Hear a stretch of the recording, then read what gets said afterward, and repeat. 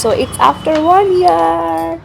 Hey guys, আজকে আমি যাব হেয়ার কাটিং করতে 1 বছর পর। So they started with a hair wash and a good massage. বিয়ের 1 বছরে কোনো চুল কাটতে নেই, তাই আমিও চুল কাটিনি 1 বছর। তাই 1 বছর হতে না হতেই আমার ফার্স্ট প্ল্যান ছিল আমার চুলটাকে কাটার। It's truly challenging to maintain long hair, but আজকে সেই দিনটা এসে গেছে লুকটা চেঞ্জ করার। বাট যখনই আমার ফার্স্ট চুলটা কাটলো,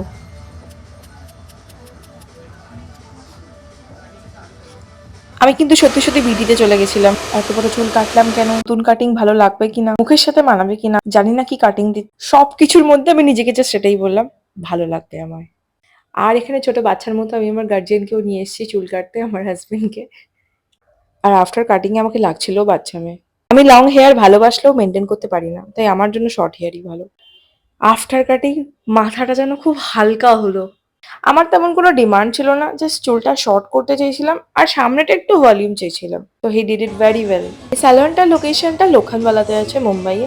তোমরা যদি কেউ চাও এখানে আসতে, আমি তোমাদেরকে লোকেশন দিয়ে দেবো, তোমরা ভিজিট করতে পারো।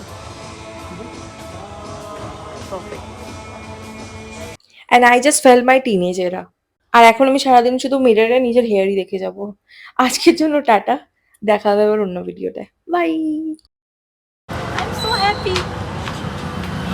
ছোট বাচ্চা লাগছিল। দেখি উল্টা